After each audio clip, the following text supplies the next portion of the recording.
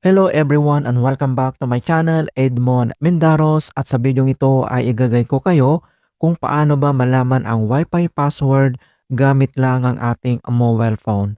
Kaya stay tuned ka lang at start na natin. So dapat ay kailangan connected ka sa Wi-Fi connections para ma-view natin ang password dahil ang Wi-Fi QR code ang gagamitin natin. Alright, so proceed na tayo. So ang next step ay kailangan mo lang i-open ang yung mobile phone settings. So click mo lang yan. And then dito sa ating mobile settings ay kailangan mo lang i-select dito yung connections. So itap mo lang yan. And dito sa ating connections, makikita mo dito yung ating Wi-Fi connections. Okay, so kailangan mo lang itap dito yung Wi-Fi.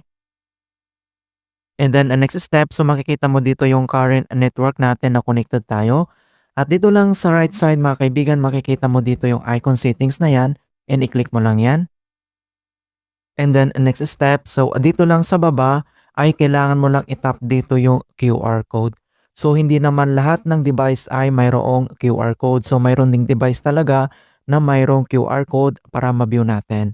Okay, so itap mo lang dito yung QR code. Ayan. So makikita mo na dito yung share network and then ito yung Wi-Fi QR code natin.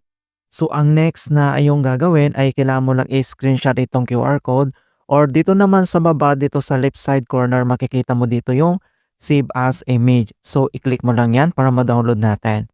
Ayan, so QR code, save as image. And then next step, kapag na-screenshot mo na siya, and then back lang tayo, and i-open mo lang ang iyong web browser ng iyong mobile phone. So, any browser naman ang pwede mong gamitin.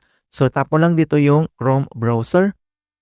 And andito lang sa searching address bar niya, ay kailangan lang natin i-search dito yung QR4. So type mo lang dito yung QR4 and then dash, space, and then QR, and then C code.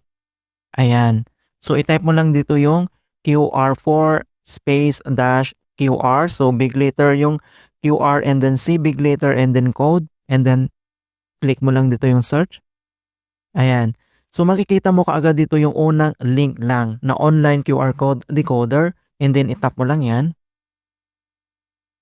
And then ganito yung makikita mo dito. Okay, so ang next step dito lang sa upload QR code image. So i-click mo lang dito yung choose file. So click mo lang yan. And then pop up dito sa baba yung choose and actions. So select mo lang dito yung photos and videos. And then dito ay kailangan mo lang hanapin kung saan na-save yung QR code either sa screenshot or download. So, dito naman sa ating mobile phone ay makikita mo kaagad dito yung recent files. So, nandito lang siya kaagad. So, nandito yung na-save na image. So, select mo lang yan. And then dito sa taas ay makikita mo dito yung select. So, click mo lang yan.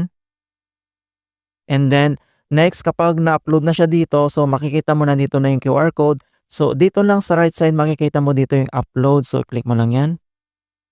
And then, wait natin. Ayan, so makikita muna dito sa baba, dito lang sa box na nandito na yung Wi-Fi name natin and then yung Wi-Fi password. Same naman dito yung in-upload natin na QR code ng ating Wi-Fi. Ayan, so ganun lang po kabilis and just a few minutes lang ay malaman mo kaagad yung Wi-Fi password. Ayan, gamit lang ng ating mobile phone. Okay, so ganun lang po kasimple mga kaibigan. In hope na nakapagbigay ako ng konting kaalaman at guide tungkol sa Wi-Fi guide tutorial. Thank you guys and see you in my next tutorials.